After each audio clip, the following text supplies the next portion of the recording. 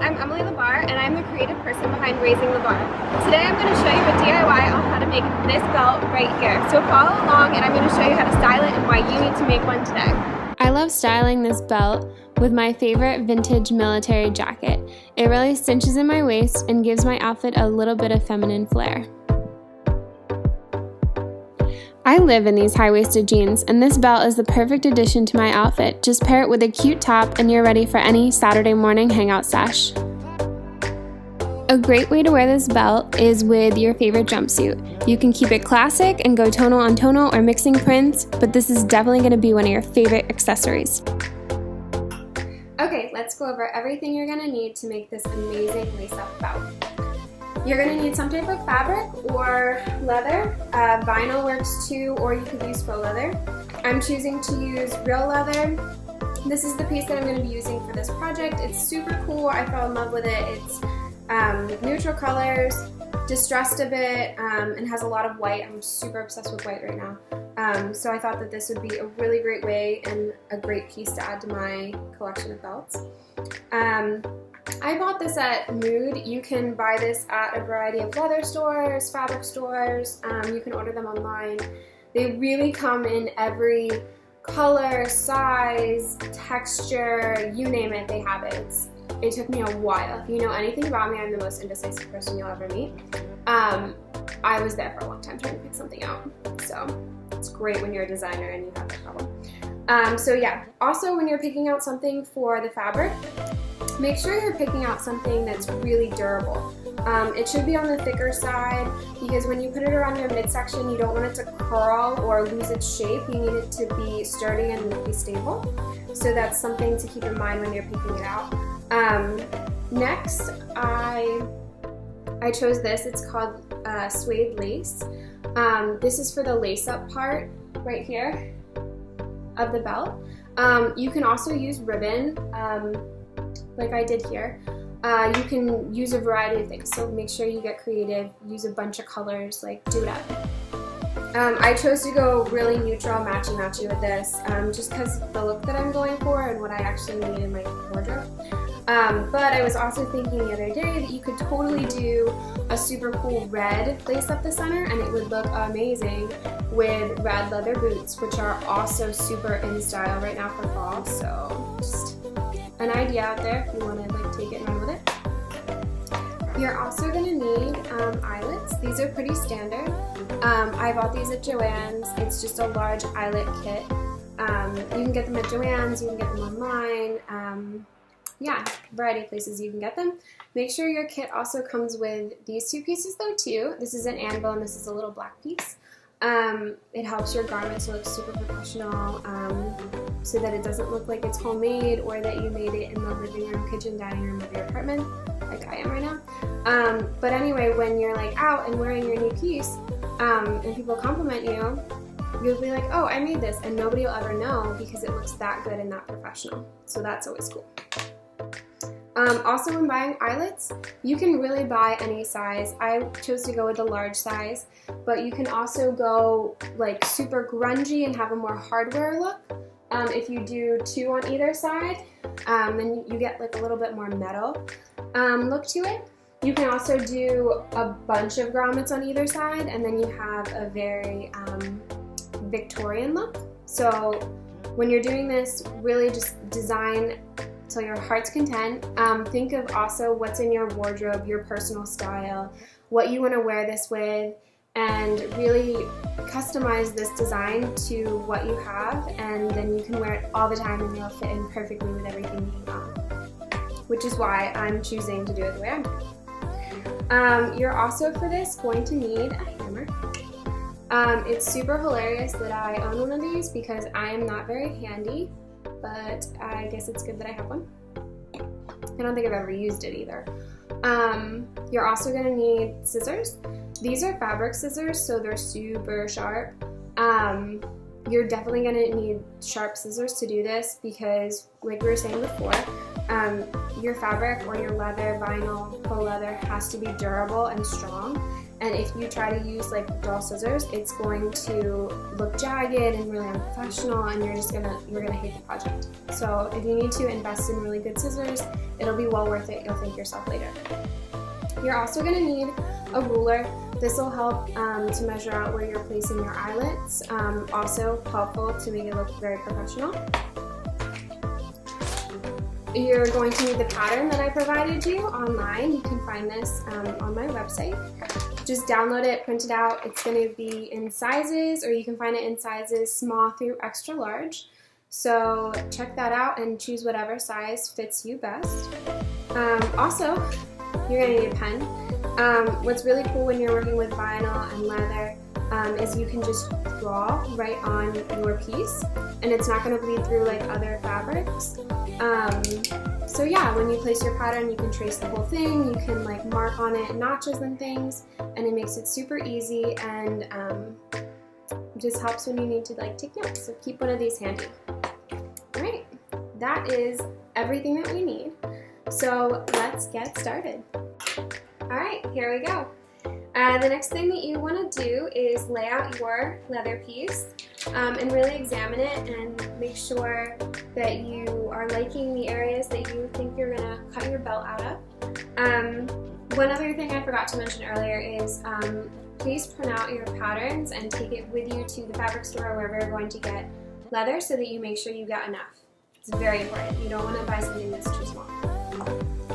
So I'm examining my piece, and I think that right about here looks good, and that's where I'm going to place my pattern. I'm going to flip it though on the back side so that I'm working on the back side, and like I said earlier, you can mark it with a pen, and if it's on the back side you won't be able to tell. So I'm going to lay it out like this and place my pattern right along here.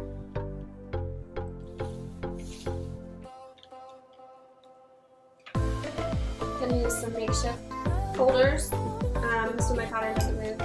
It's a nice candle. And it's fall and I'm drinking apple cider every day, which is like my thing. So yeah, this is my unfinished apple cider that I'm drinking from earlier. Alright, now we're going to take our pen and you're going to trace the whole outside of your pattern piece.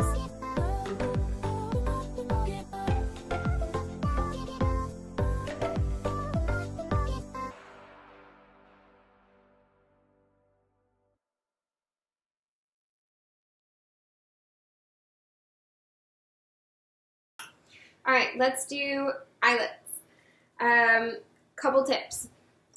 If you like your neighbors or you want your neighbors to like you, don't do this after 8 p.m. or early in the morning because it's really loud. My next tip is work on a surface that you're not going to damage. You probably will end up damaging it if you're working on a really good table or something like that.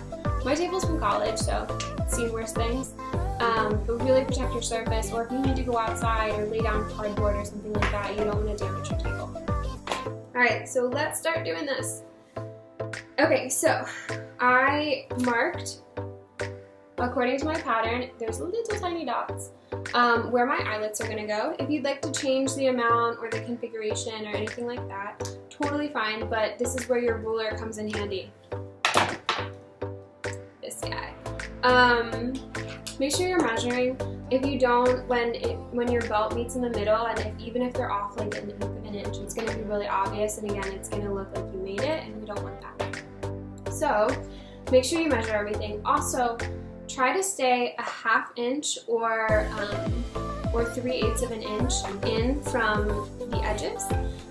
If you get too close to the edges, it's going to be really weak, and your leather or whatever fabric you're working with might rip, and that's not good if you're putting all the time and effort into it. So give yourself a little bit of wiggle room there.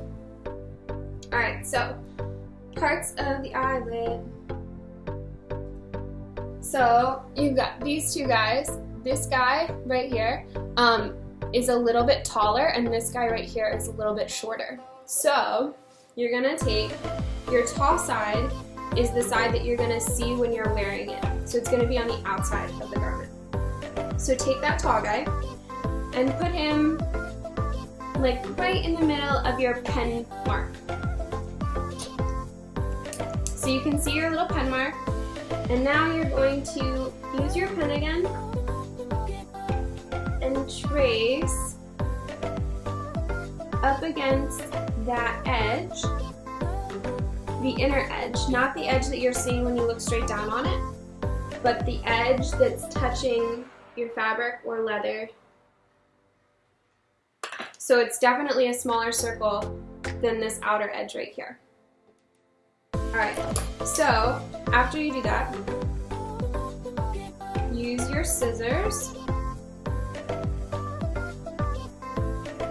to cut it out. If you have smaller scissors, you should use them. I can't find my smaller scissors. I'm in the middle of redecorating my apartment. If you would see it, you'd be like, this girl should not be shooting a YouTube video. She should be figuring out her hot mess of an apartment. It'll be better in a couple days, don't worry. I'll show you. So, we're cutting around.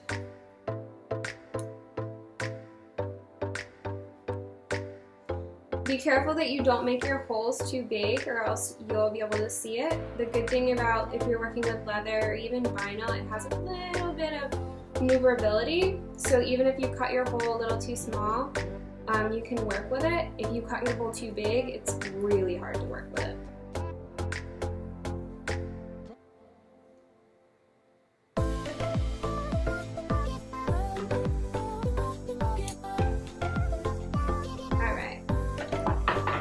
So I got my little hole cut.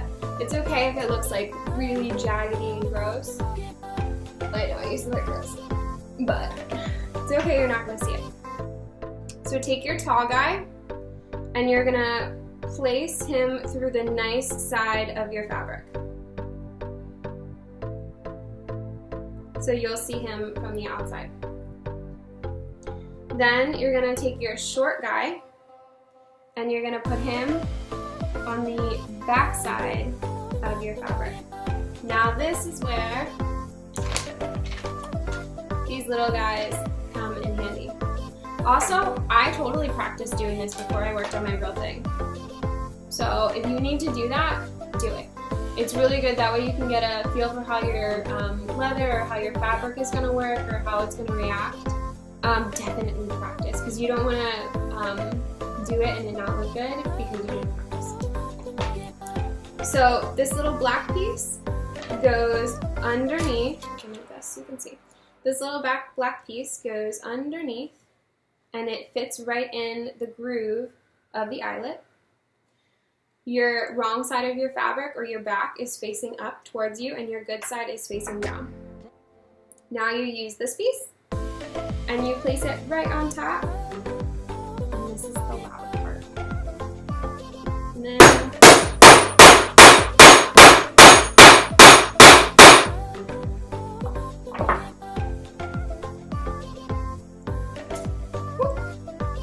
voila, there you go.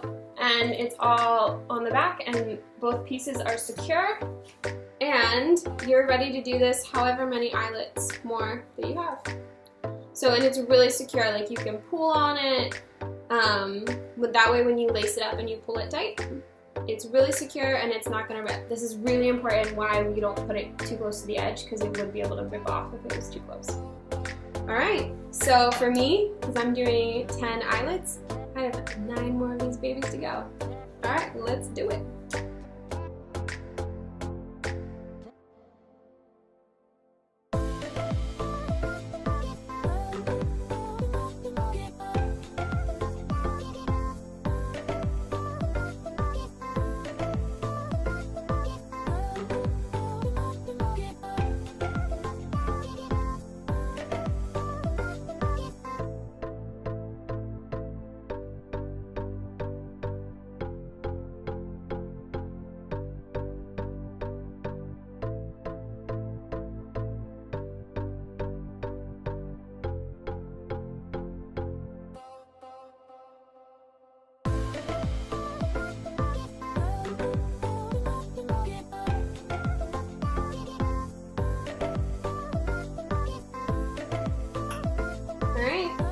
If you survived doing your eyelets, your belt will now look like this with secure eyelets on either side.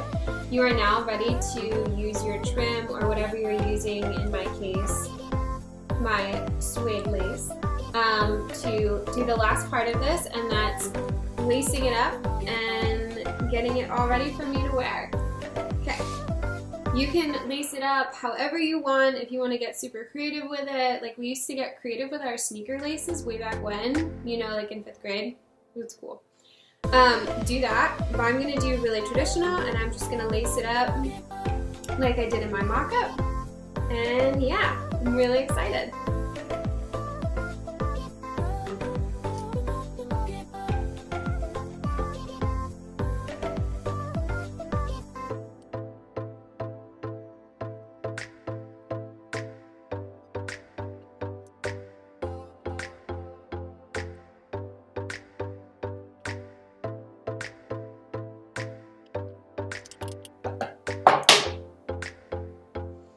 Alright, and make sure that you leave long enough tails, however long you want to be able to tie, and also make sure that, so the size that I did for my belt, I left a little wiggle room in the middle so that my edges aren't completely meeting, because I wanted you to see the lace-up detail, and I wanted you to see a little bit of whatever I was wearing underneath through that midsection. So make sure you leave enough length in your tails to accomplish that, so that your belt still fits you. But yeah, and then you're all set. So here you go. Thanks so much for watching. Make sure you subscribe to Raising the Bar and hit like below, and there's many more videos coming your way.